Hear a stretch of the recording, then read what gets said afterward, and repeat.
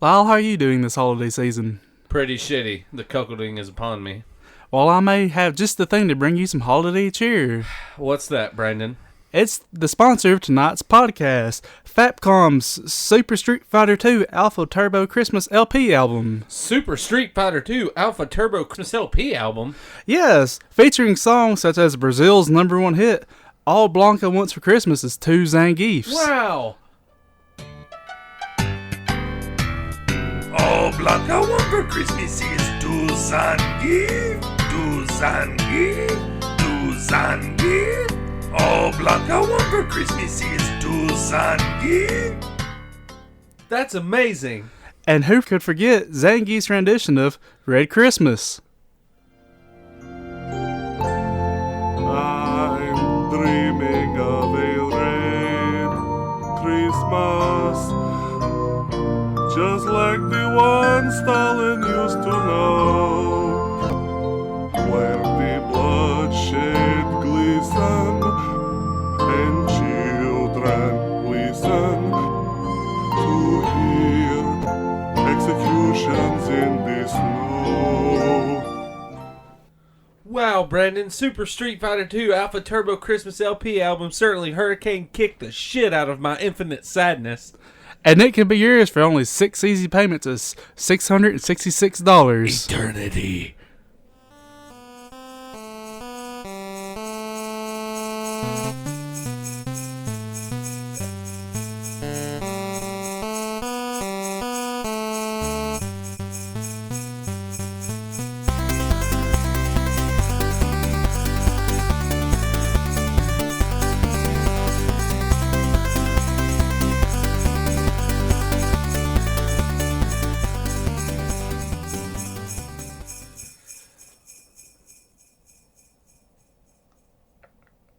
Welcome to the Christmas edition of the Good Old Gamers Podcast. Festive Lyle McClendon, and I'm here with the ever so festive Brandon Gentry.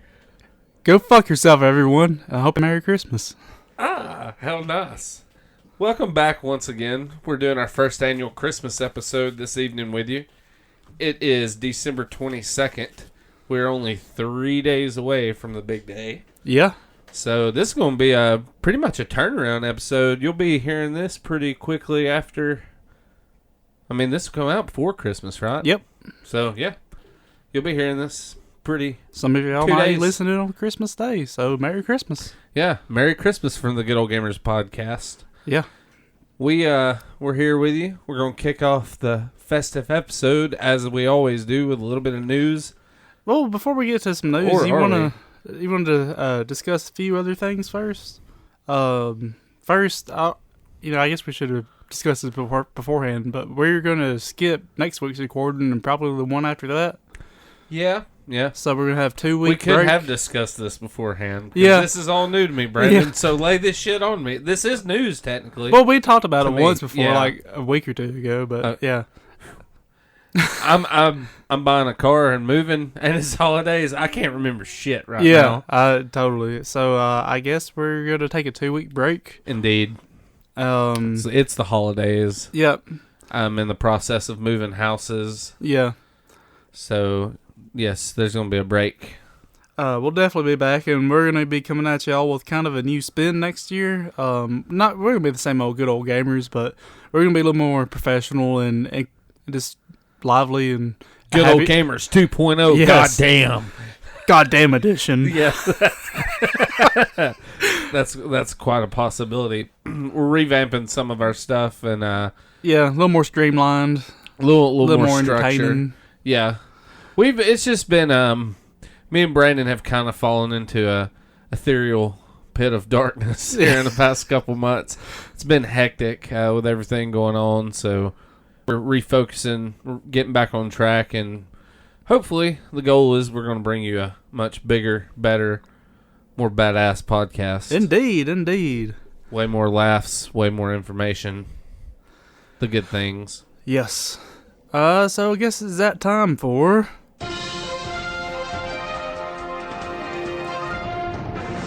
Giving you the local and the latest on your video gaming news needs. Quite So.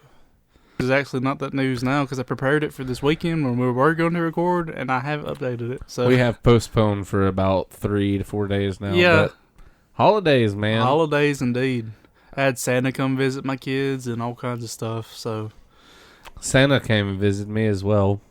I'll get to that in a little bit. Steve Steverson came dressed as Santa. I paid him and a bottle of holiday cheer, and he visits my kids. It's pretty good trade. That's pretty awesome. Yeah, My dog, as you can hear, he's enjoying Christmas. he's very festive. He got a whole stack of toys. He's probably Gonna ignored give it- them and chewed up your shit, huh? Probably. I'm pretty sure I hear another pair of blue jeans being destroyed as we record. Kojima. I got a couple things about Kojima. I've just got a footnote about it myself, but Hideo Kojima has partnered with Sony now. okay. Now that he's officially done with Konami, he is partnered with Sony and going to be producing the spiritual successor to Metal Gear now. So it's gonna be like what? Ferris Sprocket or Yeah, probably. Porcelain Piston. I don't, that's a terrible name, but it's he's gonna be doing that. I also saw where in his contract, he acquired contract, he is forbidden to talk about the terms with Konami and the separation and all that. So it could literally be years upon years before anybody really truly knows what all kind of bullshit went I wouldn't down. doubt if he requested that. It wouldn't surprise me just so he either. could like just not worry about it and focus on games. Honestly, I was kind of surprised he ended up making Metal Gear Solid 5 because I'm pretty sure he didn't want to do. He wanted to be served as like a producer, of I think after 4, but everybody knows the story of Phantom Pain, of course. That's something that's transpired over the course of this whole year. Yeah. But on counter note, Konami is already looking for talented young programmers and artists to help develop the new Metal Gear. For the mobile market, no doubt. No, it's going to be a console thing Really? too. Yeah. Yeah. Metal Gear is going to be one of the few mainstays that Konami is going to keep producing for. I guess they saw some black on the new Metal Gear. We shouldn't drop this. Yeah. From what I'm hearing, they're going for a new approach though. Like it might be a reboot. What's it Metal be? Gear Just series. like a Call of Duty with Metal Gear skin. God, Wouldn't that be please. awful? Please don't do that. You just, Konami. I've loved Konami since I was a kid, and just now in my older age, they're just kind of like the. Kind of a shell of their former selves. Well, yeah, they're the fucking. They're the person. They're like, well, when I grew up with him down the road, we used to skip stones and ride bicycles. He moved to Chicago, and now he rapes white women. It's that kind of deal. What's something you got? This is news that's kind of near and dear to us. The Retro VGS is now rebranded as the Coleco Chameleon. How do you feel about that? I'm fine with it. I understand why they did it, because they had to separate themselves from that Retro VGS failure. Indeed.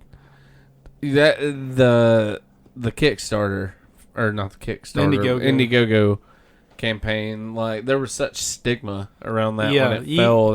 You can't just understand relaunch it, and it's just gonna have that aura about it, I guess. Even though most people who are up to speed on it knows what it is, they're rebranding it.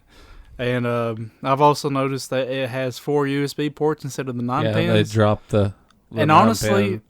I wasn't sure how that was going to work because, as Mike told us and how they said repeatedly, you could plug an Atari controller in there, a Genesis controller in there, an Odyssey controller in there. Whatever fits, it'll play. But all those things have different pinouts. Like most of these consoles have different pinouts. They're talking, they better had that'd be kind of complicated on their end is all I'm saying. Oh, yeah. And he also mentioned the same thing with the USB ports before, and I don't really see that happening because there's a lot of controllers out there, even on a Windows machine with all the drivers in the world available. you got to jump through there's some hoops to make some of the shit work. So I think it's gonna end up being only their controllers work, or like a handful of controllers, like maybe your 3D controllers or your PlayStation controllers will work in it.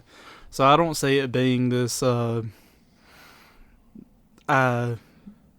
this capable of multi emulation and all that of using any USB controller, because I mean you can literally put anything on a USB. How does it know if I plug a fucking printer into what it is? You know. I think my personal opinion on it is, you know, I've heard a few people bitching about the fact, or well, I don't guess bitching, but just kind of calling it out. They're like, "Oh, Coleco," and I'm like, "Well, you know, it's not like you're, you know, digging up." Shit, I don't want to make dead air, but it's kind of hard for me to explain what I'm thinking. Coleco would be easier to get the rights and the name for than some of the other dead like consoles. Atari. Precisely. Yeah, and you know, retro gamers know Coleco. Exactly. The Coleco didn't fail on its own merits. The Coleco was a good console. The Coleco actually was pretty superior to the Atari and the Intellivision. It was just like brought down with the crashing blimp of Atari. Yeah. The Zeppelin is going to the ground. Oh, the humanity. It is all over. Now, the thing they really need to do is, instead of being worried about what variant console you're going to get, what color shell and all this and that, focus on showing show the hardware in action. Show the software. And from what I understand, that's really their focus. Good. Like they have, this is the only like real update they've had since the Indiegogo failure, and they said we're not going to do anything until we have a fully working prototype. So I think they're going in the right direction. I'm eager to see what they come I'd out really like with. to talk to Mike again and see if we get any word. He might not be doing any interviews for a while until they got that. I don't know. I read somewhere, and I could be wrong on this, but there's one of the big gaming conventions somewhere in February, and they're going to have supposedly a working model for trial at that convention. So February probably is what I figure. You'll be hearing more about it.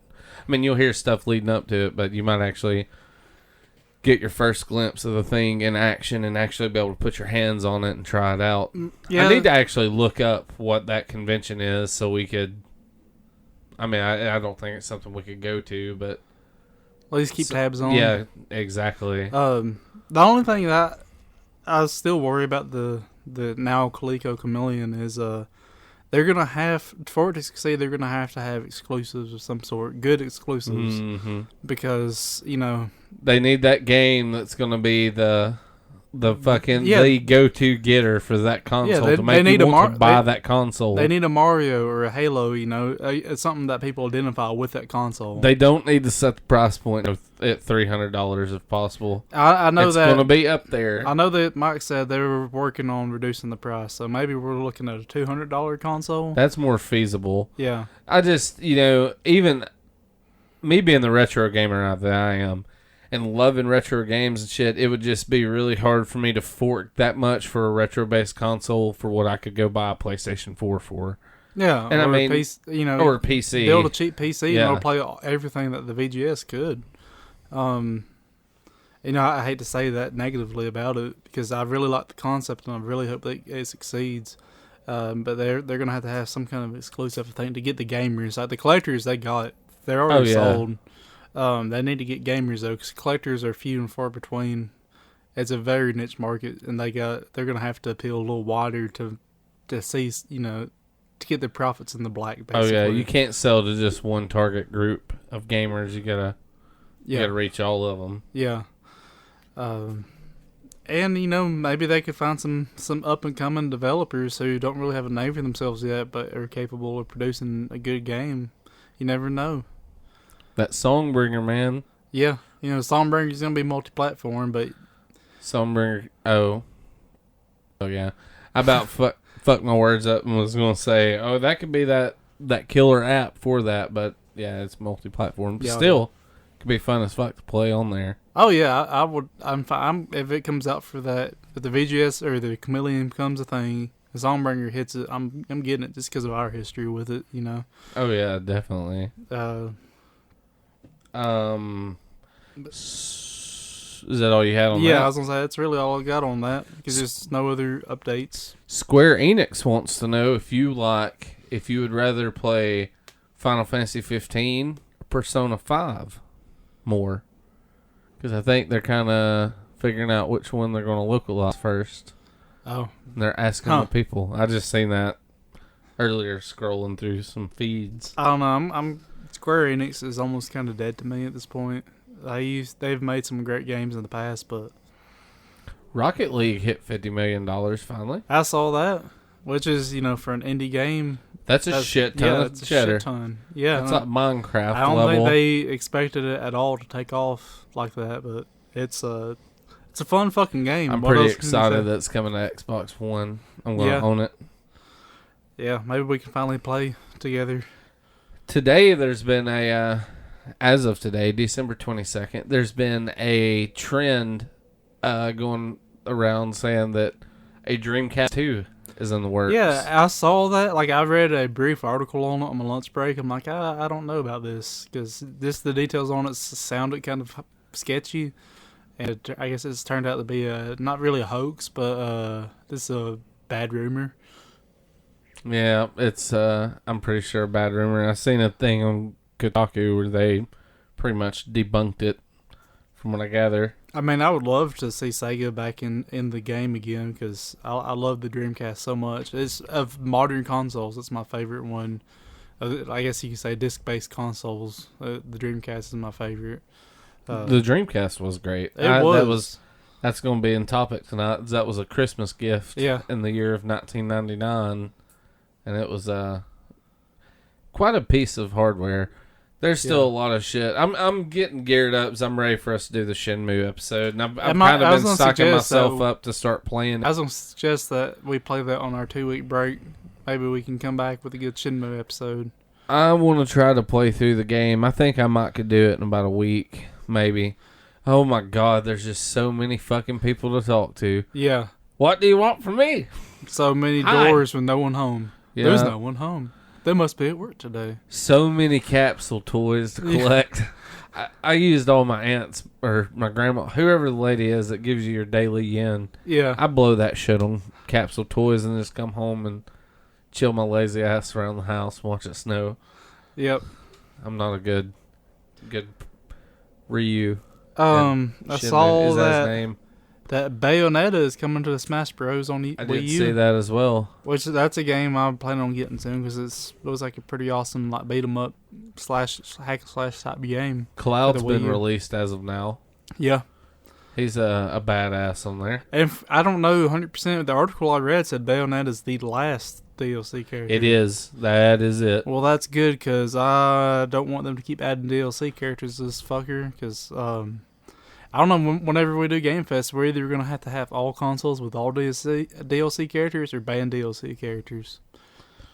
Yeah, and that kind of sucks. Yeah. Which, now that I have a Wii U, I'm working on getting all of them. I just got like 4 or 5 to buy.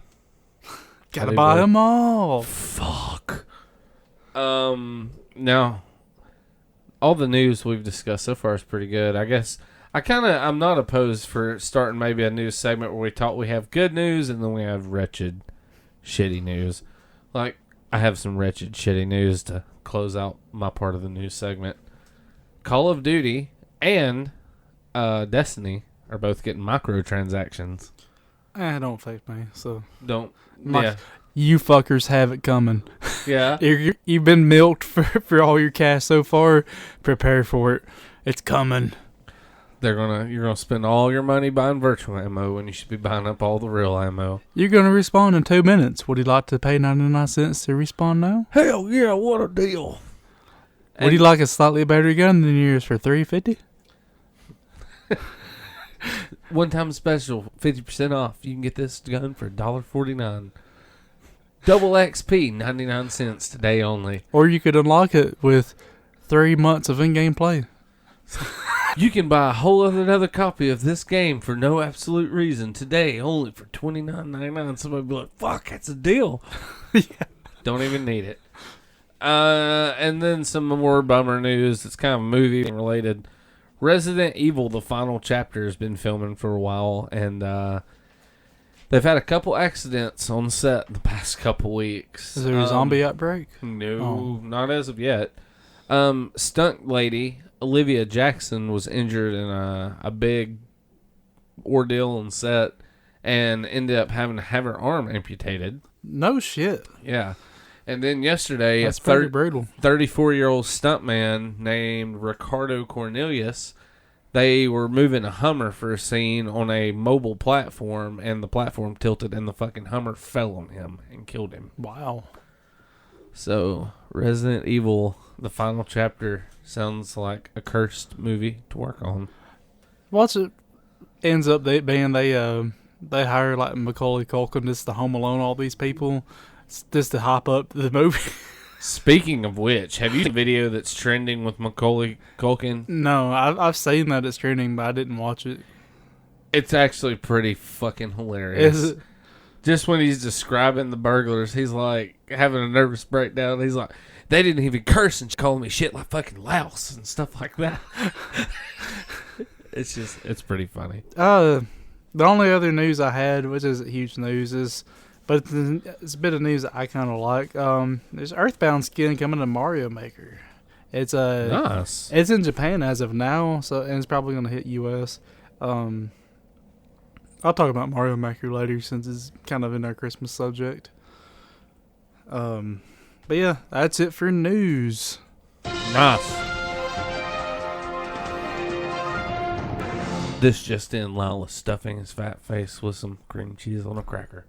I'm jealous. It's delicious. It is. It's quite delicious. Well, as soon as I can swallow it, I have a little segment for us that I do every week Yep. where I like to talk to you about arcade games. What is this segment called, Lyle? This segment is what I like to call Arcade Arcana. A little slice of arcade knowledge for young inquisitive minds. I like that. Thank you. He should trademark that. That'd be $50. As of now, it is. Thank you. It'll be a few weeks. Poor man ain't got a dime. Tonight's Arcade Arcana game, though, I'm doing is a Japanese. I'm starting a new series tonight. By the way, last week and the week before, I finished up my Dongs of Kong series. I'm doing a micro series now called it's simply titled "I'll See You in Hell" series. Nice. Where I'm gonna talk about bullet hell games for the next few weeks. That's good. Oh, thank you. I love bullet hells. They're very fucking stressful though. This one is very stressful, but it's got some pretty cool. It's got a pretty cool play mechanic and some pretty cool options to it. Oh, excuse me. While you talk about it, I'm gonna stuff my face with some of this delicious crackers and cream cheese. Have some. It is delicious. Tonight's game is okay, and if I pronounce this wrong, feel free to call in and crucify me. Like I'll y'all crucify you. Yeah, you usually do. Not on Christmas. This game is called Dangan Fiberon, which to read it the way it's spelled, it looks like Dangan Feveron. Dangun. Damn it, Bobby, you playing that dangin' again? Dangan Feveron. Dangan Fiberon is also known as Bullet Gun Fiberon and also known as Fever SOS. It is a 1998 Japanese vertical scrolling shooter game. It was developed by Cave and published by a company known as Nihon System Incorporated in 1998. It is your stereotypical bullet hell, fast-paced, manic as fuck shooter. It has a unique gameplay mechanism to it though.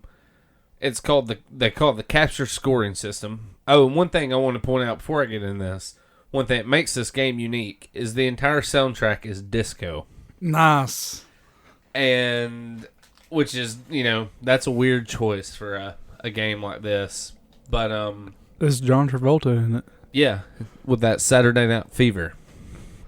But it uses this a scoring system called the capture scoring system. For every enemy that you kill while they're on the screen in a certain time, these cyborgs or little disco men that kind of float in spears appear. They can be, you rescue them by touching them. If you leave them alone, they'll like drift toward the bottom and start to float back toward the top, and then they'll eventually just disappear and you can't get them. For each one you get, though, the values of the enemies you kill go up by 1 point. So as long as none escape off the top screen, like, you can keep racking up points, but if they escape, like, it resets pretty much. Kind of like a multiplier or some shit. Yeah, like it'll be like times 50 men, and then you get like times 50 for the damage you're doing. Cool. Assuming none of them escape, many enemies are worth the number of the saved amount of cyborgs you have plus 1. For example, destroying an ordinary enemy after saving like 19 will accordingly award like 20 points. Larger enemies have a point value that's equal to 5 successive standard enemies plus 10.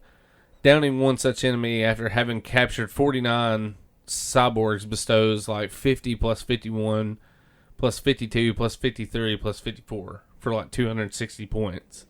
You know, it stacks and chains. The bosses are worth like the value of just your standard enemy multiplied by like the numbers that you've captured through the entire stage. So the more you get toward, the more you collect through the whole stage, you get to use toward the boss at the end. Yeah. And it makes it. So if you're one of the people who can like perfect run this, you can level up to a motherfucker. Yeah. Exactly. What I was talking about earlier is you can customize a lot of shit. You can choose from 3 different ships, 3 different styles of guns. Well, I mean, that's where the 3 ships come. Each ship shoots a different type of laser or weapon, of course. You can pick 3 different types of bombs, how you want your bomb to react. One just fires directly in front of you, one kind of swirls around you, and then one's like a flash that just clears the screen.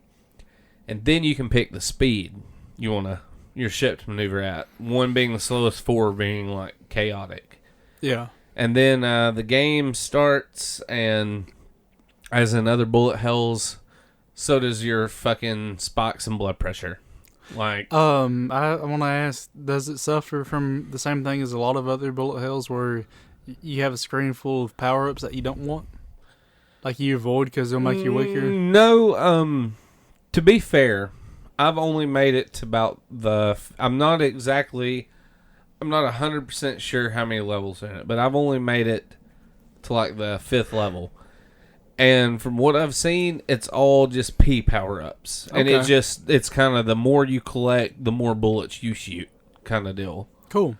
It's not a bunch of, there's not like a gamma ray, fucking plasma ray. There's none of that kind of stuff. Avoid the fucking double machine gun. I got homing missiles. Yeah. It is very, very fucking fast-paced. Cool. It sounds like something I'd like. I tried playing it on the fastest speed and ended up having to slow it down to the slowest and work my way back up to about mid-range because, man, it gets very frantic. You would very enjoy it. You can get it on MAME. I doubt you'll find the cab anywhere because it's a Japanese game, of course. But get it on MAME. I recommend it. Dangan Feveron. Check it out. It's fun and shit. You'll enjoy it. The proper spelling will be in the show notes, so if you want to look it up, just go off that. Very, very pretty graphics too. Very colorful, anime-ish. It's a good thing. Good game. Sounds awesome. So that's this week's Arcade Arcana. Nice. Well, I'm not doing a Rage Rant or a System Restore because that's part of our going forward thing is I'm cutting that segment completely. You'll just have to get pissed about it. I'll get pissed about other things and rant and rave about that, but no Rage Rants anymore because, I enjoyed letting off the steam, but at the same time, when I go back and listen to it, it just felt so shoehorned and stuff, so it's gone. And we've got enough segments. I don't need to do System Restore. So I guess it's time for Vault's Game of the Week. Sorry, I was eating another cream cheese cracker. I can't blame you for that, man. Dude, that They're dip fucking is like delicious. crack cocaine. Yeah, that bowl's getting nearly empty, and I bet there's still 3,000 calories in there. It's Oh, fucking yeah. good. Mm-hmm. And how? Thanks, Pops. But, yeah, time for Vault's Game of the Week. Something we're doing new for Vault's Game of the Week. In order to put you in touch with the people that do the thing known as Vault, they're going to be calling in their Game of the Week from now on to kind of break the monotony of our stale voices every now and then. Yeah. So we have our first one from Mr. Mark, the owner of Vault. Hey, I'm just calling in the Vault Game of the Week. We're going to go with The Legend of Zelda for the original NES. And by the way, you'll get 10% off if you do come in and call David a bitch. Y'all have a good day. Thank you, Mark. Thank you, Mark. Yes, y'all heard that. Go in there, call David a bitch. You'll get 10% off. Legend of course. Zelda on NES. Legend of Zelda, by the way, footnote, one of the greatest games of all time. Yeah, I it fits this episode very well because that is an amazing Christmas gift. Indeed. I got the Nintendo way later after it was released, but I got Super Mario Brothers and Legend of Zelda. And my dad, being, I don't know how he is, he's like, there's like a secret in the game. If you beat it, you'll see it. I'm like, fuck yes, I'm going to beat this game. I have a Christmas story involving Zelda as well. So that's a good it's one. still one of them games that when I boot it up and I listen to the music and it starts getting fast paced, like it gives me chill bumps still. It's fucking amazing. That's how I am. Like one of the games for my Christmas story tonight that you wouldn't expect to do that. Well, I mean, we'll talk about that later. Zelda's the same way, but that's just one of them. I can remember the Christmas morning I got Zelda.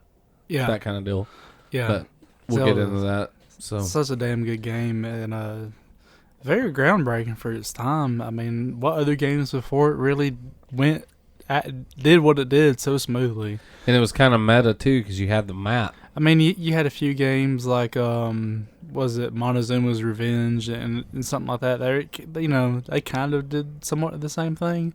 But Zelda was such a huger story. Was Zelda the first NES game with a save feature? It may have been. I'm not 100% Very on that. few of them did, and I remember that being rather unique about Zelda. Because most games on the NES, as most know, use like a password system, or fuck you died, start over. Yeah, that's the dreaded system on the NES you don't want to encounter. But yeah, great fucking game. If you don't have it, go get it. At Vault. Go to Vault and get it. I want to talk about their Vault vapes too. They did me pretty damn good. Nice. I got my wife a vape for her birthday. 'Cause she's been, whenever she drinks, she has a smoke. She's one of them people, and she's That's always kind of how I am. So she's been saying she wants a vape so she don't have to buy cigarettes, and I'm like, yeah, I don't want you to get hooked on cigarettes either because that took years of nagging to get you off of them. So Congratulate. Give yourself a. yeah. Give your.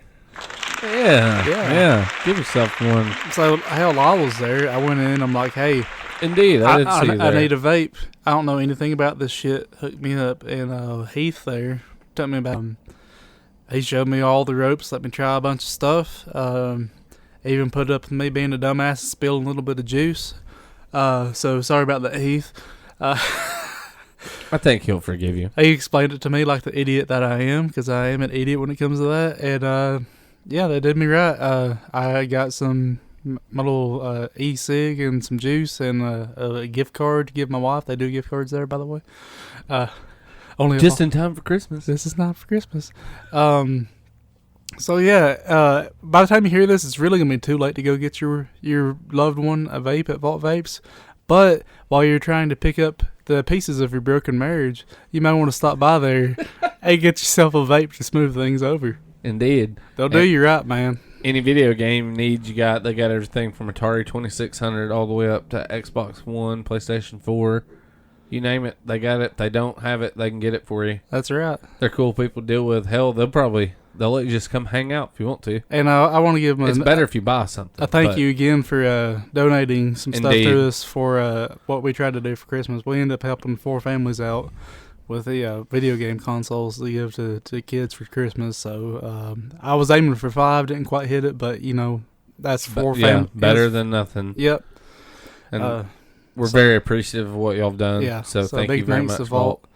Go do business with them. Show them that you appreciate that kind of thing. Do not forget to call David a bitch. Yes, you want that 10% off.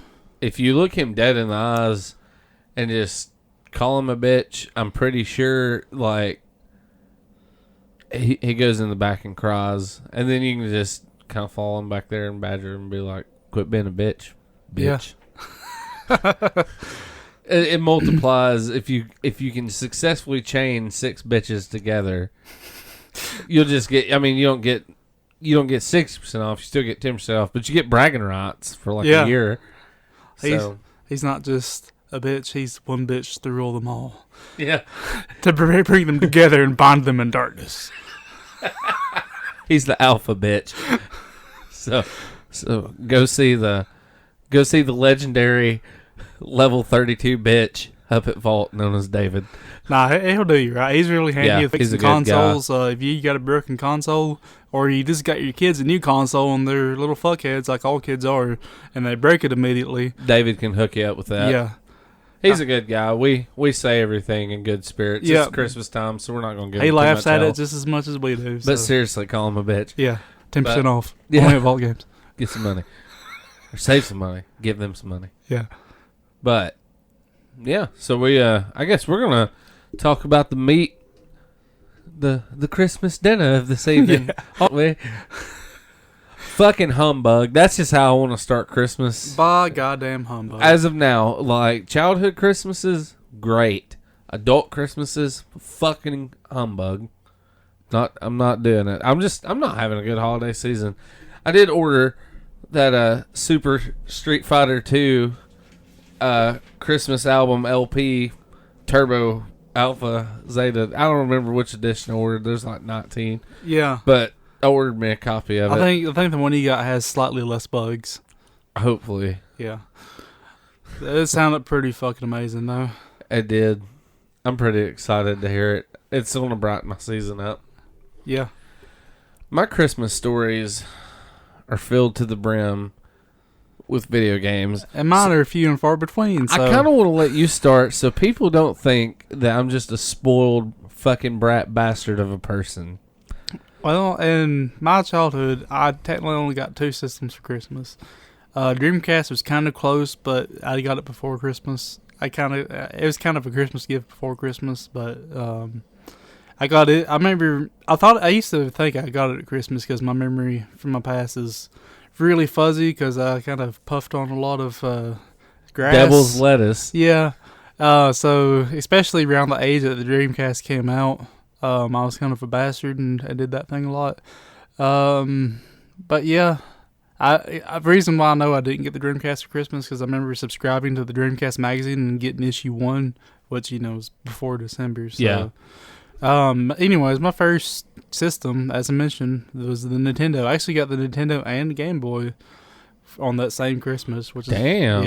I racked That's up. kind of cool. Yeah, all come brand new, used from what's the name of that place? Somewhere in Unclaimed Baggage.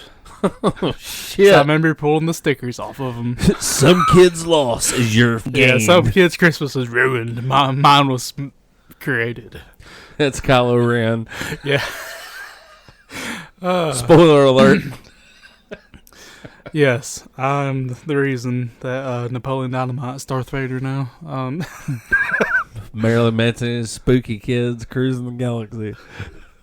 Anywho. But yeah, like I said, I had Mario Duck Hunt, Legend of Zelda, and I know I had another game too. I can't recall what they were. They were so eclipsed by Mario and Zelda that they didn't exist to me. I remember when we were kids in school together, you were one of the first people to ever tell me about Conquest of the Crystal Palace. Was that a game you had?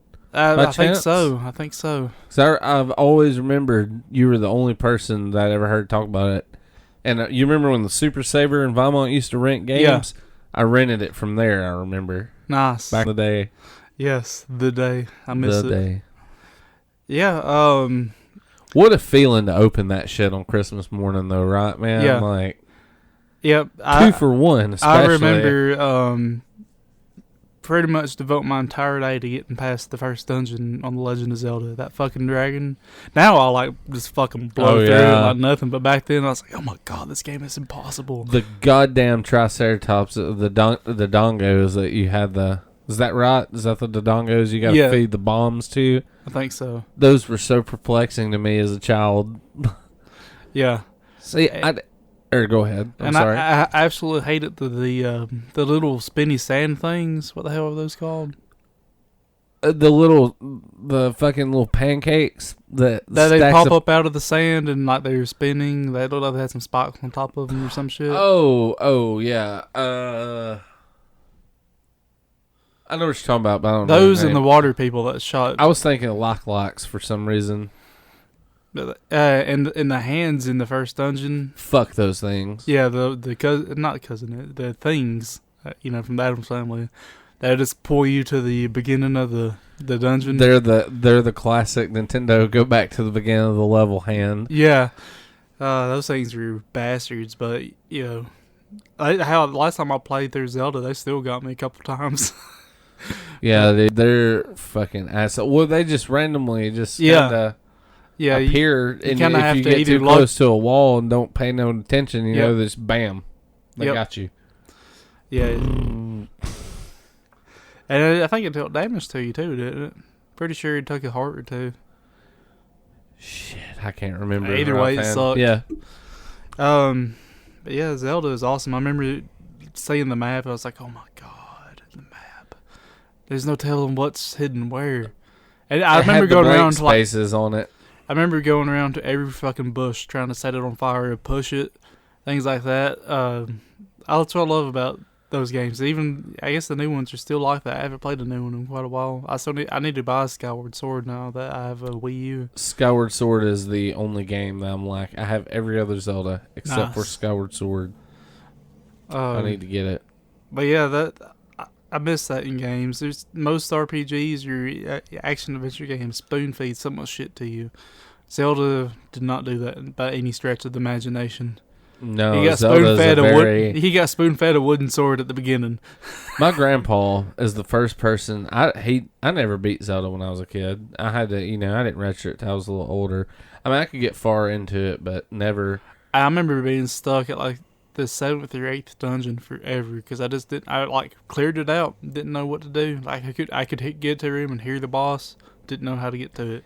I didn't get the NES for Christmas. I already had the NES, but I did get Zelda for Christmas because I remember that Christmas I got Super Mario 3, Zelda, and Zelda 2 all at once. What a disappointment Zelda 2 was. No shit, and that's why that game still is as pristine as it is because it's been played. I remember even my grandpa is like, you know how my grandpa is. Yeah.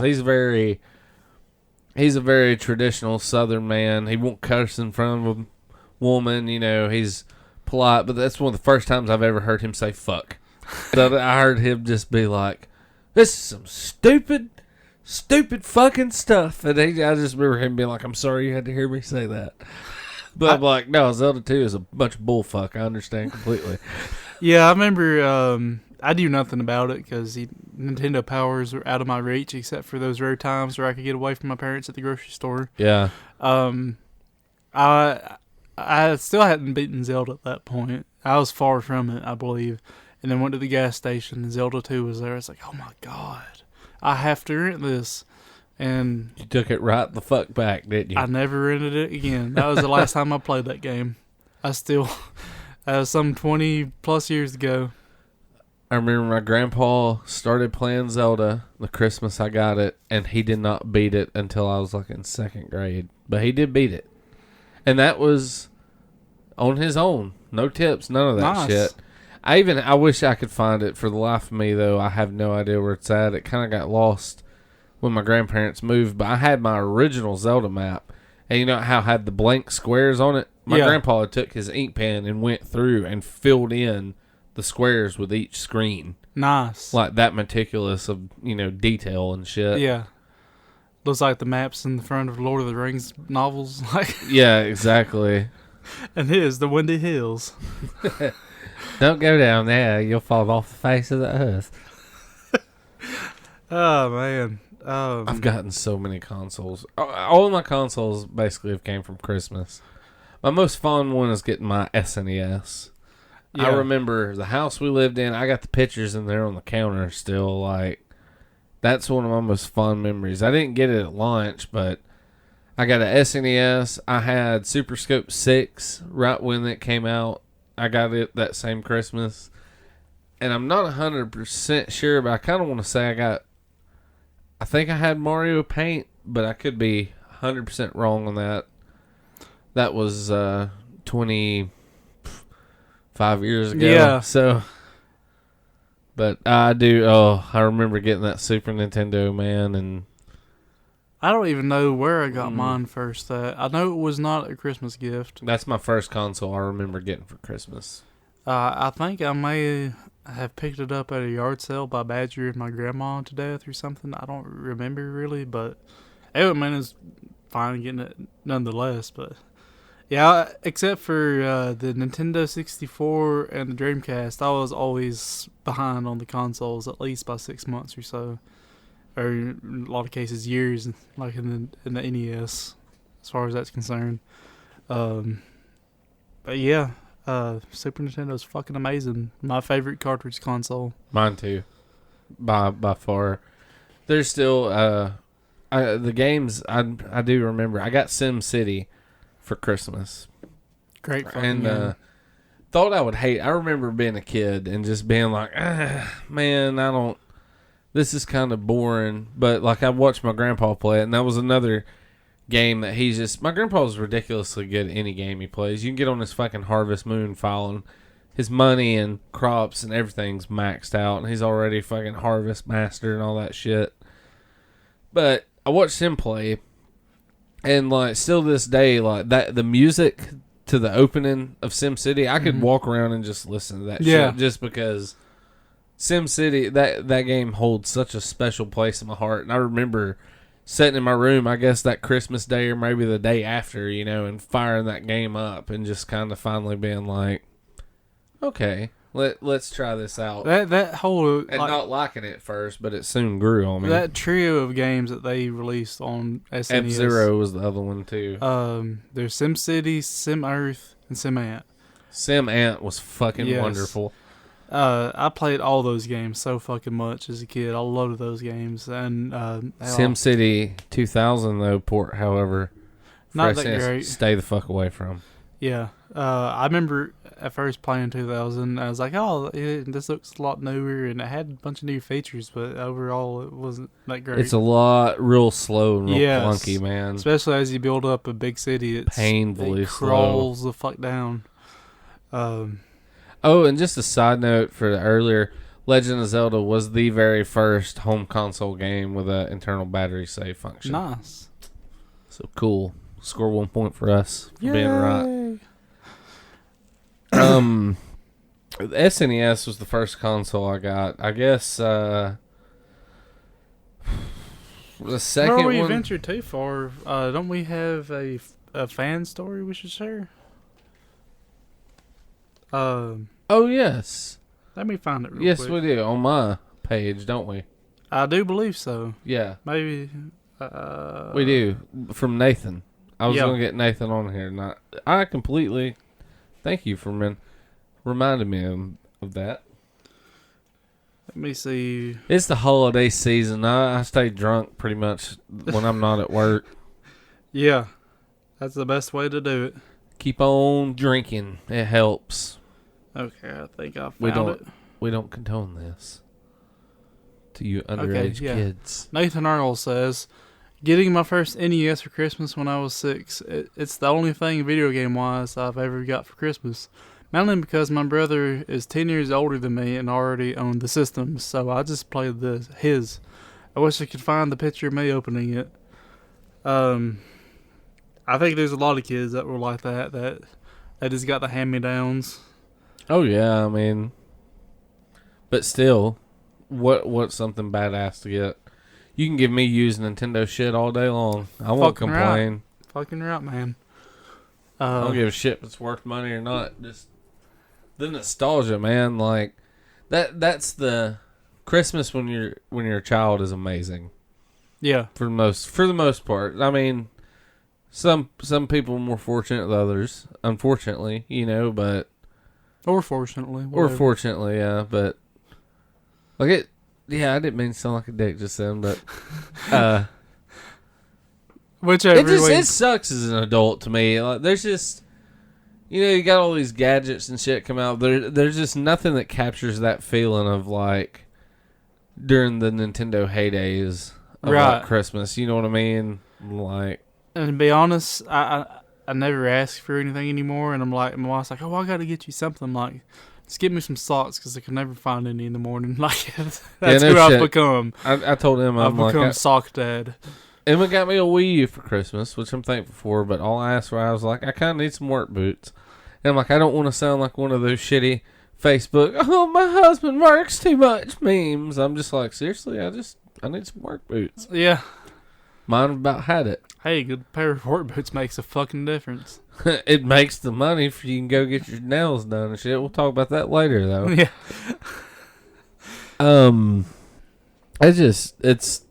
It's a good memory or a good feeling, getting that. Then Christmas Day, you just sat there parked in front of your fucking TV playing your brand new console. Yeah. I got a Genesis for Christmas one year from my aunt.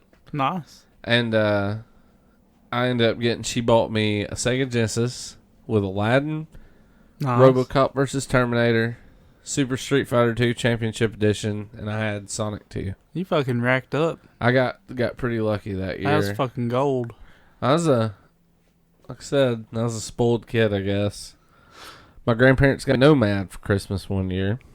Sweet. Which I ended up trading for a Game Gear because I didn't have a Game Gear. Now in retrospect, I'm like, what a stupid fucking thing to do. Because Nomads they're worth a little chunk. Yeah. And they're cool to boot. They're pretty damn cool. I remember going to school and seeing the rich bastard kids with a Nomad. I'm like, I want to play that so bad. You sons of bitches. I'll give you my milk money if I can play it. One Christmas memory that I have is my grandparents usually got me and my brother the consoles. They were both our consoles, but you see who's got all of them now. Yeah. But my grandparents bought us a PlayStation. First game we got for PlayStation for Christmas was Final Fantasy VII. Oh, nice. Score. Yeah, I remember you getting that now. However, PlayStation was the first Memory console where you card. had to have a fucking memory card. We were new to that. That was something new. That was to us. alien. So I get home Christmas Eve night because my grandparents always do their Christmas on Christmas Eve. Get home and my mom and dad's like, you can stay up pretty late, but you gotta go to bed at a decent time because we gotta do our Christmas and then go to do other family Christmas shit. So I stay up and play, and I get about 3 hours invested. Final Fantasy VII. Well, I go to find a save function. I notice the save is like not highlighted, and I'm like, what the fuck? Why won't it save? Please insert memory card. First time in the fucking universe I've fuck is a memory card? ever heard of what a fucking memory card is. Didn't know what to do. So left it home. Called my friend Peter. My friend Peter's dad's like, your PlayStation. You remember Peter Harris? Yeah. His dad was like, your PlayStation would probably burn up if you leave it turned on too long. So in a panic, I'm just like, oh, I gotta do something. So leave it on overnight. Grandparents call everywhere. Like, I'll leave it. And by this point, it's been on for 3 days. PlayStation's getting pretty hot. Everybody is sold out of fucking memory cards. Walmart doesn't have them. Kmart didn't have them. So I just had to bite the bullet and turn the fucking thing off and go back and do all of it again. And that was that was a daunting. That's why Lyle no longer plays RPGs. Pretty much. It broke the old boy. It tamed him. Broke the spirit. Yep, kind of like broken Christmas spirit. Humbug. Indeed. My mom and dad got me a PlayStation 2 for Christmas, and being the cock magician that I used to be when I was a kid, I just made a small tear on the corner because I knew what color a PlayStation 2 box was. I knew it was blue. Mm-hmm.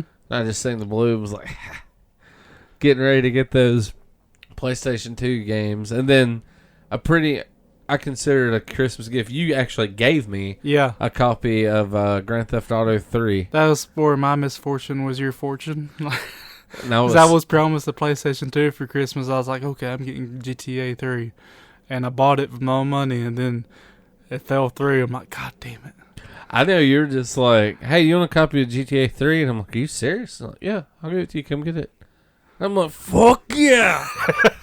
Because GTA is one of the games me and you really bonded over. That sad PlayStation I got for Christmas. Yep. We rented GTA for that, and I remember me and Brandon literally being so sleep deprived and laughing so much, like, just from running fucking people over, not even doing any missions. No, hearing people. I remember, like, it may have been months after we started playing that game that I found out that there was missions in the game. Yeah, there's actually things you can do. Those payphones, you're supposed to answer them? Yeah. What? I thought you were just supposed to run the people in orange down in a straight line. Yeah. Kill a bunga. That was great. Yeah. My wife has got me a console every year for Christmas that I've been with her. Nice. She got me a 3DS the first year we were together. Then she got me a Xbox One last year, and then bought me a Wii U this year. Sweet. So good woman. Yeah. Indeed. Yeah, I got my kids a Wii U, and we opened it early because... Got your kids. Well, yeah, they've actually played it way more than I have. And so far. Yeah. Well, my stepson's going down to his dad soon, so daddy's turn. Time to catch up. But, yeah, we opened it early because he is going down to his dad's on Christmas Day, and I didn't want to be like, hey, Merry Christmas, here's a Wii U. Oh, look, you got to go down to your dad's, you can't play it. That would be, like, the dickest move ever. Yeah, so, that'd be like him going off for Christmas and you sending pictures of y'all opening it. Yeah. Like, it'll be here when you come back. Yeah, I got with fingerprints all over it. A Wii U with, I got Mario Maker. Very nice. Which I have issues with. I'll get to in a minute. I got Super Mario 3D World. I need to see if Emerald's here or not before I can comment on Mario Maker. All right. Yeah, Super Mario 3D World, Zombie U, Just Dance Kids. How is Zombie U? It's not too bad. It's got some neat things to it. I mainly got it because my stepson likes zombies, and that seemed like a game he would like. I thought about picking it up because I've noticed it's a fairly... very survival. It's cheap as dirt. Like yeah, $10. That's what I was wanting. It's not bad for the price. I have to recommend it if you like zombies and survival. It's very survival oriented, like you're scavenging bodies and drawers for shit. You pretty much go around with I think it's a cricket bat. It looks like a giant paddle.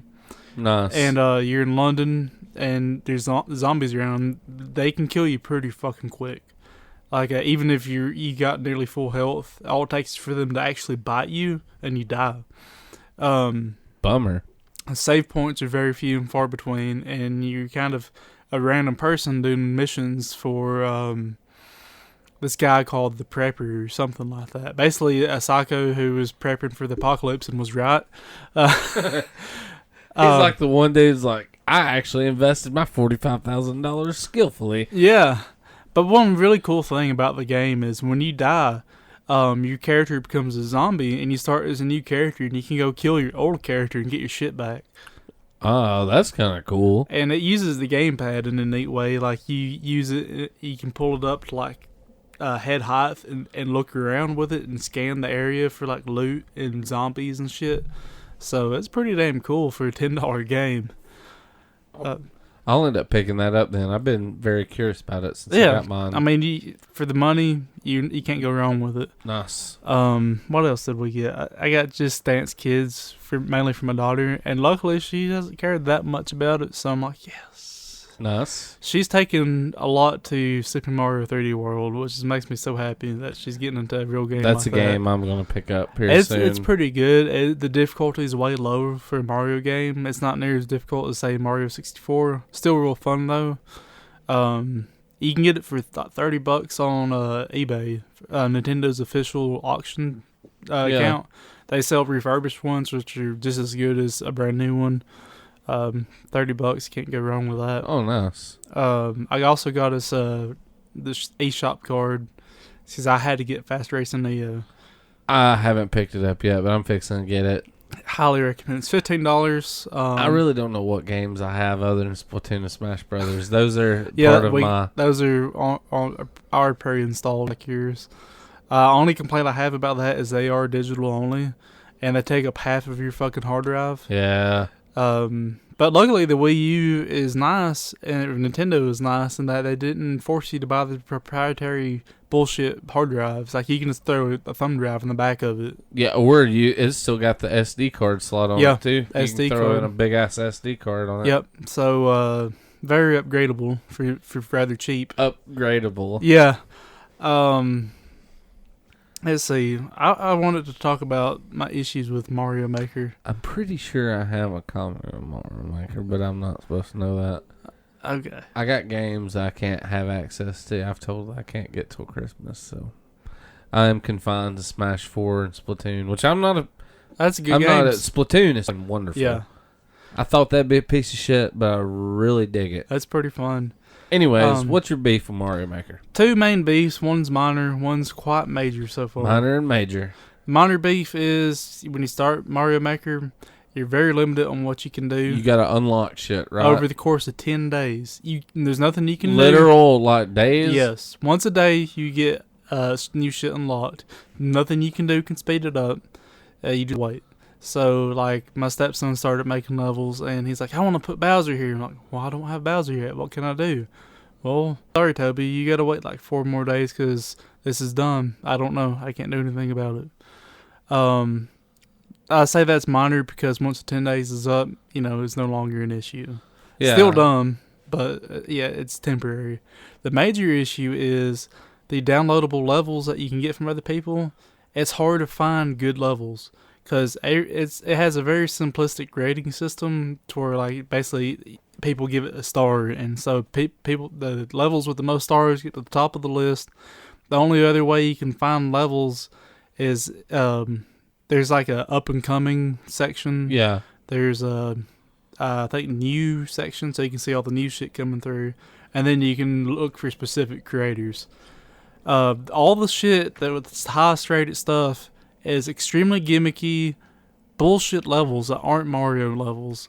Like shit where you start the level and it'll say like don't move, and basically you'll go through an automated series of platforms and shit that'll like end up playing a song from a game or do some kind of weird funky ass shit. It's not Mario levels. Everything in the top list is nothing but this kind of horse shit that is not fun. It's not even Mario. I want something that's going to give me a fucking challenge. Yeah, I want some like Lost Level style. Make me throw my fucking controller. Well designed, like Lost Level style shit. And it's out there. You can go find it. You can't find it just from the Mario Maker game. You have to get on like Reddit and Google and find people who are making these good levels and follow them that way. Because otherwise, you're going to be stuck finding this gimmicky ass horse shit. Sifting through bullshit. Yeah. I don't know if That's lame. I don't know if they're ever going to correct that, because, being a game that anybody can make a level, 99% of it's going to be shit. I mean, that's any game like that. I don't fault Mario Maker for that. I do fault it for being unable to sort through the shit. The actual level creation part of it's pretty damn fun so far. I've created a couple, mildly difficult levels. Ones that just blew my stepson's mind, like just creating like a long ass path of piranha plants and like having to jump over them with trampolines and shit, things like that. Nice. Nothing too complicated, but still requires some precision. And he's just like, "Oh my god, that's impossible." I'm like, "No, it's not here." And beat it. I want to make a Mario level so tough it causes people to jump out of windows or high-rise apartments. That's kind of been our thing. He makes a level and he's like, I bet you can't beat But this playable, one. you Yeah, know. yeah, because he can make something impossible to beat. I'm like, yeah, this is the real. Can't make something that's actually impossible to beat, but make something tough and I'll beat it. And he's been kind of pushing himself to trying to make shit that I can't beat. Nice. Dude, I can't wait to start playing it. I'd like to say thank you for the amiibo. Oh, you you're blessed welcome. me with Yeah. Christmas. That's really cool. You know, I'm not a big fan of the amiibos, but they're pretty cool to collect if you really like whatever the amiibo is. I know you're a big Zelda fan, so Emma's got me the 30th anniversary Mario one. That's like the block the pixelated. retro. And like I told Emma, we seen that at Walmart before I even knew I was a Wii U, and I was just like, even if I didn't, which I don't do the amiibo thing, but I was just like, I would just like to have that to put on my shelf because that's cool as fuck. Yeah, looking, yeah. You know, It's cool to display. I think they're 100% fine for that. Like, there's some characters, say, like Ness, you can't get figures of anyways, so that gives an outlet for that. But as far as what they actually did in the game, very lacking. I cannot recommend them if you just want the shit that they unlock in various games, because each game has something different. It's always something small, like a skin or some kind of small bonus here or there. Yeah, my stepson, he used to be big into Skylanders, so this is kind of up his alley. He's like, yeah, I want some amiibos. I'm like, okay, you can spend your own money on that because I'm not. Yeah. If you want to spend that instead of on Legos or another toy, that's fine by me, but you will not find me spending my own money on it unless it's something I want to collect. I agree. That's gonna look good. So I'm at the corner where I'm gonna open that or not, because I got a nice Zelda shit ton of collection. Zelda stuff and it's all boxed. Yeah. So I'm just like, ugh. Like I said, I think there's ways you can get around it and use it with like barely damaging or not damaging the package at all. I'm not sure. I could just be one of them dudes at some point and just try to buy like a lot of amiibos off eBay and maybe find a spare one to. Yeah, I know a place that shall not be named. They have a bunch of open ones, and so go get one that some kid is shit on, and then you can play with that. Yeah. Keep your own open one. Now the amiibo thing, that kind of works like a flash drive, right, for characters. To a degree, I think. Hold on, let me think. I That- haven't actually used one yet. I've only seen what they do. I think that the info saves some games save it on your Wii and some saves on that thing, I believe. It really depends on the game a lot. Like Smash Brothers has all kinds of level up shit. I know don't for fully like understand. I know for like Mario Maker, you can scan Link and it'll drop an actual Link in the game you can play with and shit. That It kind of basically stuff. unlocks a Link skin. This is what I was saying. Just most of it's gimmicky stuff that I wouldn't pay $12-15 for. But for the collectible part, sure. They're good looking figures. Yeah, they're So- very detailed, badass. Thank you very much. Yep. All my Christmas gifts are lost in the wonderful UPS system right now. Oh, joy. Yeah, But yeah, the They may Wii be U's here. been a good Christmas gift so far. I'm enjoying the I shit out of mine. I can't keep the kids off of it, so that's a good thing. I'm enjoying the Wii U, most definitely. Splatoon's been real fun to me. I really enjoy it a lot. And like I told you, I just encountered someone that's ungodly good, but there may be hackers in the game already because it wouldn't surprise me. not me either, because I encountered people using sniper rifles that never ever missed a shot and could snap around and hit you like nothing. And they were not only doing that, but shooting at the maximum recharge rate of that rifle, which the sniper rifles aren't very fast if you charge them maximum. No. So they were literally just charge at full speed, charge full shot. The only way I ended up killing these guys is I figured out their timing. So I would just go into squid form as soon as they were going to shoot me, and I just pop up and roll them over with a big paint roller. Nice. It was pretty cool. I like the paint roller pretty well. Like if you keep pressing ready to play after a match, a lot of times it'll be grouped up with the same guys you were if they did the same thing also. So I ended up being faced off against these hackers or maybe hackers. I don't know. I don't want to just go out and say they're hackers without knowing. But I ended up facing off against them a few times. And the first games, like they went like, 14, 15 kills and no deaths. And then I finally figured it out, and like they stopped playing once I figured it out. Nice. It was kind of satisfying that I ruined their little streak. They're all at home like punching themselves in the Yeah. dick right now. I can't even cheat my way through life. I might as well cheat my way out of it. Kurt Cobain shotguns now available in all stores. Indeed. From Schlossberg. From Schlossberg. Maker of the finest self utility shotguns. Rewinding it back in time, son. My other Christmas gift, Christmas console, was an N64. Very nice. I got it, and the pack-in Mario 64, which what other fucking game do you have to have for this? None. That is. I bought that on definitive. the Wii U Virtual Console. I'm going back and playing through it. I mean, I've always loved the game. Just every time I start playing it again, I've forgotten how much of a joy that game is. I almost bought it myself the other night. I mean, $10, it's hard not to. That game, dude. That's one of the first games that caused me just to wear fucking blisters on my fingers playing. Or thumb, I got should that, say. and then I got to go to the store and buy a new game, which I kind of wasted it on Bomberman 64 because I liked the old Bomberman games. And I was like, oh, yeah, Bomberman. I like Bomberman. But Bomberman 64 is mostly a turd, but it had a great multiplayer. When I finally got people together to play multiplayer, it was fucking amazing. The single player, I guess I kind of made myself like it because I had that in one other game, so I beat it through and through, but it was kind of a turd.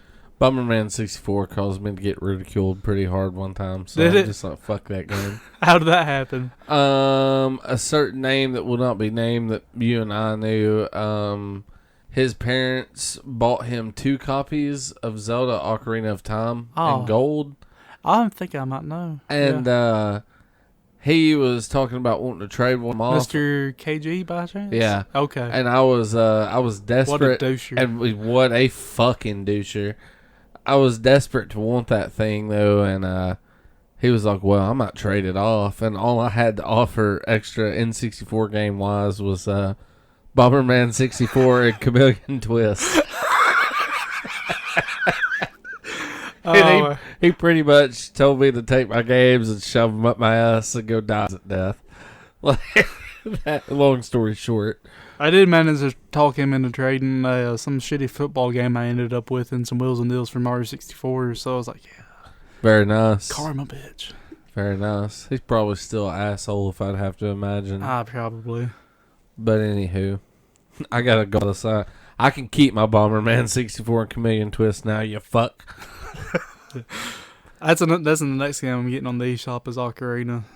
Yeah, most definitely. Yeah. I thought about buying it there not, but I got that Ocarina 3D for 3DS now, so I'm probably going to play through it on that. My fucking Majora's Mask for 3DS is missing. Oh, no. I figured it'll turn up in the move, but I'm just, as of then, I was like, damn. That's harsh. Man, I remember being so confused by the jumper pack on the N64 when I got it. I was like, what the fuck is this for? Why is this here? Pull it out and your fucking games don't work. All the other systems, they always have some kind of a thing on the back where you can take a clip off and there's like a weird connection port. Expansion port. Yeah. But this one is actually something that you could take out. You remember that little triangular tool it came with? The little thing you pry down in there to pry it out with? Yeah, you could always just use the actual the cover for it too. Yeah, that's how I always did it. Never managed to break one so far. That and the memory cards, because most games on the 64 didn't need it, so it was only like useful for transferring saves. Yeah, the only thing I ever used an N64 memory card was NFL Blitz. Blitz 2001 had the N64 memory card reader in the arcade, and I had Blitz on 64, and I leveled up my team and would take and go to fucking CC's Pizza and throw that bitch in there and play with my team on the arcade. I do remember at some point, because you'd unlock shit, carrying the memory card back and forth. Another person we knew that kind of hang around with Mr. KG, Mr. JC. Yeah. When we Not first, the Lord, yeah, whose not, birthday not we're that celebrating in 2 days. one. This guy, when we first got it, argued with me that the N64 had onboard memory, like storage, and I was like, no. Dude, it's either on the cards or on the memory cards. So he's like, oh no, it's on there. I was like, okay. Why don't you erase your copy of your save game on Mario 64 if it's on your N64 and save it still there when you put it back in? It was something like that. I don't remember exactly. Maybe it was like erase it on your cartridge and put it in mine and save it's erased because it's saved on your N64. What do you got to lose? And yeah, with that onboard memory. he's like 80 stars in. And Oh, yeah, I was right. Brandon 1, JC 0. Yeah. So that was pretty cool, I guess. Nice. He wasn't that bad then, but he is now. Or last time I knew him, anyhow. That was years ago. Yeah, probably. If I had to guess. Probably. The only console I even got remotely close to Christmas was the Dreamcast. I got it pretty much at launch. Maybe not launch day, but pretty fucking close. I also received the Dreamcast on Christmas. Bastard. No. I had the only 2 games I had when we first got it is we had Sonic Adventure and House of the Dead 2. And that was the time. I mean, I played the shit out of my Dreamcast. That was also the time that I really started getting big into PC gaming. And I knew somebody who had a 2X CD burner. So I was like... the GD-ROMs. Well, kind of, in a way. So I was like, I have to have this. And this was like 6 months after the Dreamcast was out. And I had played it a shit ton. And I was like, okay, I'm kind of bored of the games they got. I don't really have money to buy new games. So I'm like, I'll trade you my Dreamcast for that there CD burner.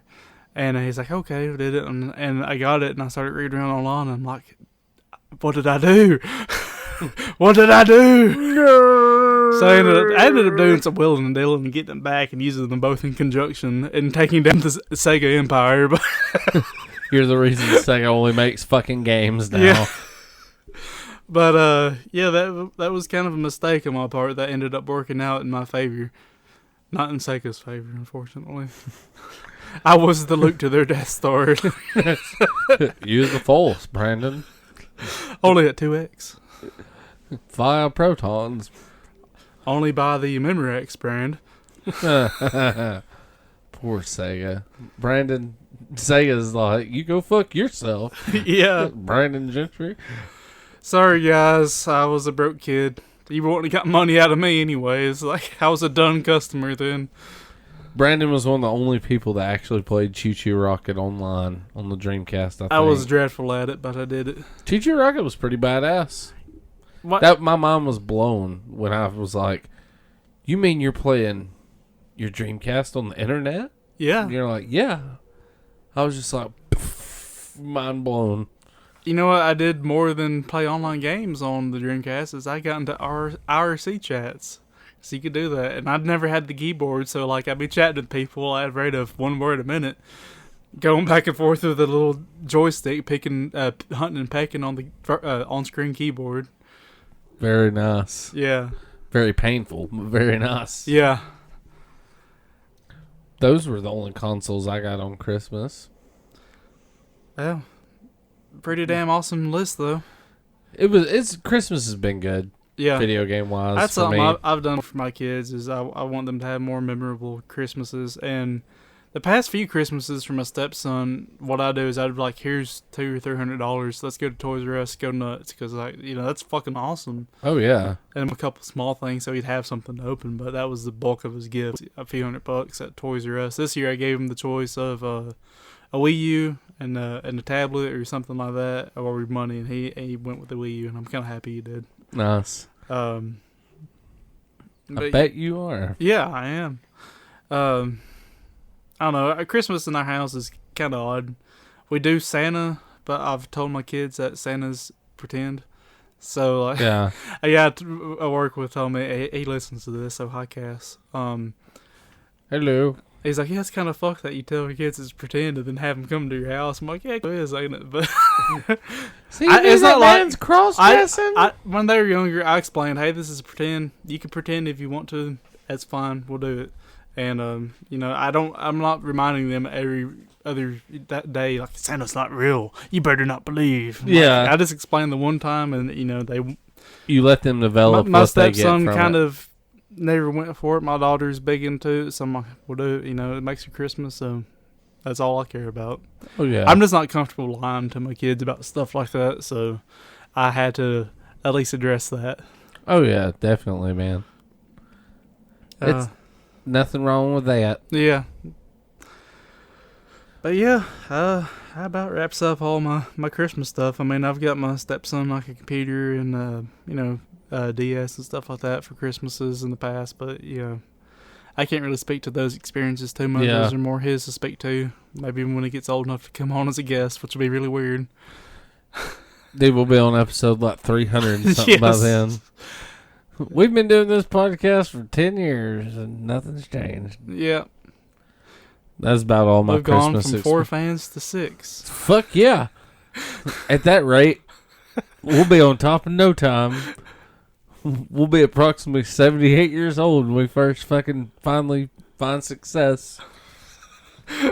Hooray. We'll be the good old gamers. We'll be the good dead gamers. Yeah, Dead and gone gamers. yeah.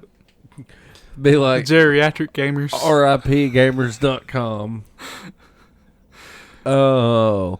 Well, have you, I do. are you in positive or do you feel the light or are you feeling more toward the dark side? I'm going light this time, and for a reason. Shit of the Shit's our longest running segment on the show, Indeed. and I'm not getting rid of it, but I'm transforming it like a phoenix rising from the ashes. Nice. It's because I've been doing this whole this playing all the Steam games that I haven't played. I've got enough of them to do this segment for a long fucking time, like years. So it's gonna be the same overall thing, but it's gonna be rebranded to this adventure through the wilds of Steam. Nice. But this is the last actual shit of the shit. So Oh man, let's so I'm gonna have to do you a new intro. Yeah, let's hear this glorious intro This is one the last final. time. The final. It's shit. Because it's not solid gold, it's the shit. Nice. I'm gonna miss that. I still keep it around. We might just for the fuck Yeah, of it. that might just be a one to put up for something. Tonight's shit of the shit is actually the first and last console only game that I've done. It is Fast Racing Neo. I had to talk about it. I fucking want this. good. I'm sorry, I wasn't trying to sound weird. I just thought it was raining. Oh, that's fine. I took my headset off to hear. For those to that don't listen. know, I mentioned it before. Fast Racing Neo is it's like a spiritual successor to F-Zero. One of my favorite It's racers. only $15 on Steam. It's fucking amazing. The graphics are pristine. Like, I mean, I could see it being on, say, an Xbox One or something. The graphics. It's are on that Wii good. U. Yeah. Only on Wii U, to my knowledge. Oh, But I'm just saying, Yeah. it looks Oh. graphically enough. I could see it being an Xbox One. Oh, yeah. It looks definitely. that good. One thing that really stuck out to me on the trailer I seen was like the water effects Yeah. when it's All like the- raining on the track. I mean, if you really pay close attention, the anti-aliasing on it, for those that don't know, is the ability for the game to make smooth edges rather than jagged edges. It's not great as you'd see on an Xbox One or something, but it still looks fucking amazing for a Wii U game. Extremely fast breakneck speeds. It reminds me a lot of Extreme G, something like that. Nice. It's faster, I would say, than the F-Zero games, and I like that. It's got a nifty little mechanic where your car is like glowing orange through your hover jets or whatever, blue, and you can switch it up on the fly with a button. And there's boosts along the track that are colored orange and blue. So if you match your colors up, you get a boost. If you mismatch it, you get slowed down. And it gets so fucking fast and frantic that's about all you can do to keep up with that. My stepson was telling me, oh, well, I wish the orange did something different and the blue did something different. I'm like, no, dude, he hadn't played it yet. I'm like, it is so fast and frantic. If they had other mechanics behind it, you cannot keep up with it. It is fast, and I love it. It's so smooth when you're going that fast too. Everything around you just turns into a huge ass blur, and It's just so satisfying. The racetracks are great. I haven't played them all yet. They're very animated and lively. There's one that looks like you're going through the Beetlejuice desert. There's these giant ass sandworms just like going over the racetrack. Nice. Rocks are dropping everywhere. There's another one where you're going through like an industrial park and there's these cranes moving around crates that you got to dodge and all kinds of shit like that. There's an ice, like a snow racetrack where it's got patches of ice that somehow mess you up even though you're in a hover car. I don't know how that works, but it works. Throws off the magnetic balance. Yeah. And it has like ice pillars and stuff that you have to dodge, things like that. I haven't found a track yet that's boring. I haven't got bored with any of them yet, even though I haven't put a shitload of hours into this game yet because it is my kids' Christmas present. Yeah. When they finally go to bed is when I can get on it for a couple of minutes before I have to go to bed because I'm an old bastard. The downside of being an elderly gentleman. The cars are all balanced. It looks like it's a pretty straightforward give and take on acceleration and top speed. And with the higher top speeds come poorer handling. Not so much in that the car inherently handles worse. The faster you go, the more inertia you have. Therefore, the harder it is to turn. Nice. But it does have nice left and right strafing. That's what I've done. Yeah, I do the majority of my turns with is just holding the strafe button down rather than braking because fuck brakes. Kind of like on F-Zero hitting L and R. Yeah, that's exactly how it's like. Very nice. That's really about it. You got orbs all along the track that you pick up that increase your boost meter, and you can hit a boost at any time, which is about equal to hitting a colored boost at the right moment. It'll also, if you hit the colored boost wrong, like if you mismatch your colors, you can just hit your boost to kind of ignore it. So it gives you a little play with your errors.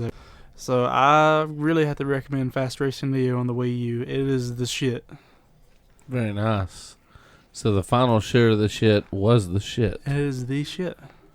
Very nice.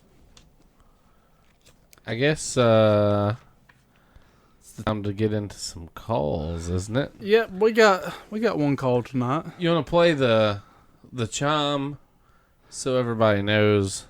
Yeah. The call section is something that we need y'all to do. Yeah, and we need to start plugging that number at the beginning of the show. 682-777 good. About said 256. Which one do you want? Give them the satanic one for Christmas. For those of you who haven't called the show, a warning. If you do not call, you will awaken Satan, and infants shall fall from high. Bears will feast on the slow and the witless. Vaginas will turn to stone. Serpents rise from the ground. Fly into your sphincter and bite. Demons will travel back in time and rape your father. Hell, Satan! You've been warned. You have been warned.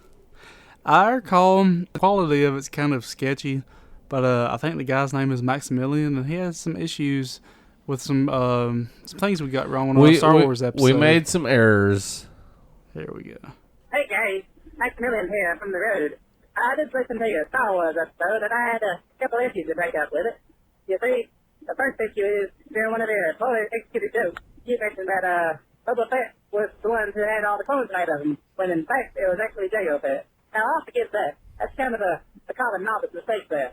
But then I believe it was Brandon.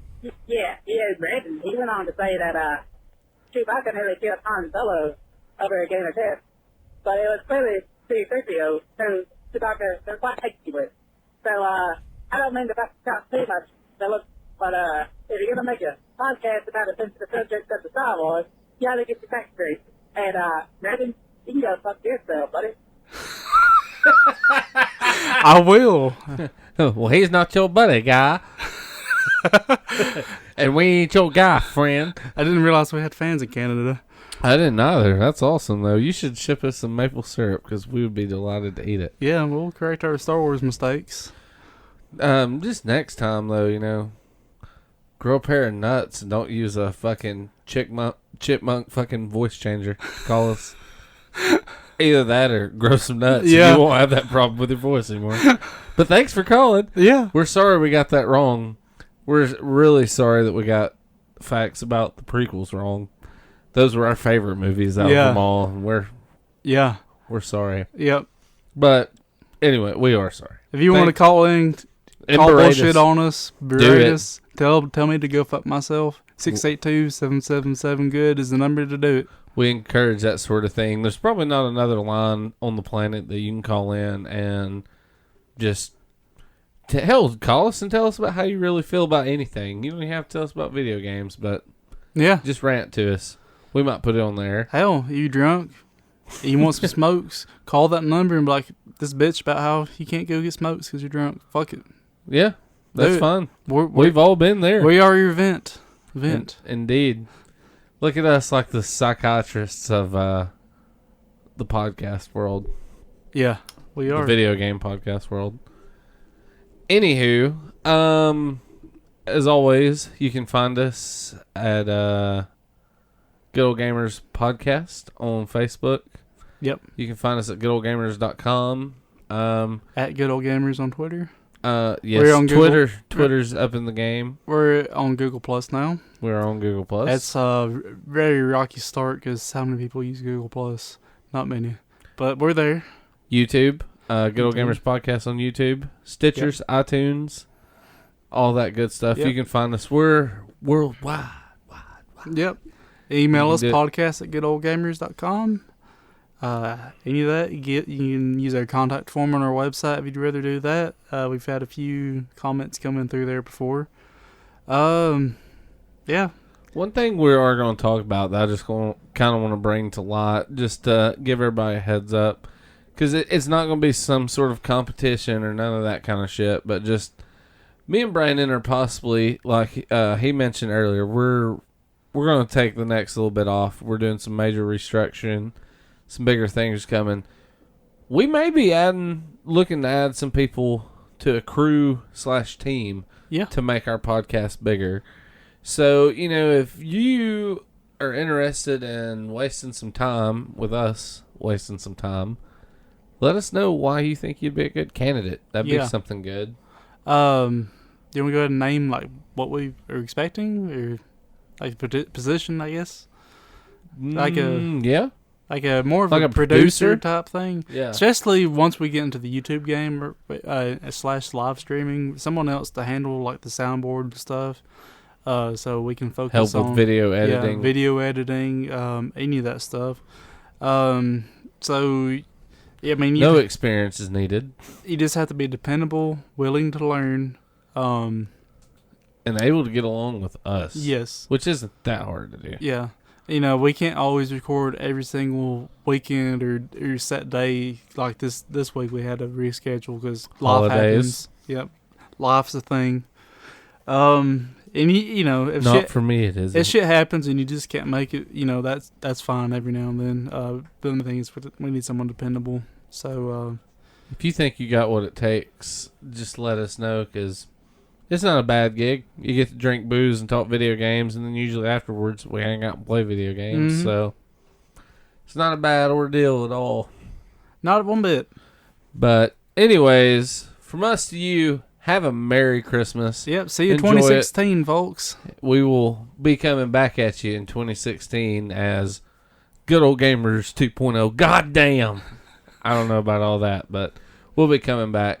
So until then, Merry Christmas. And game over, man. Game over.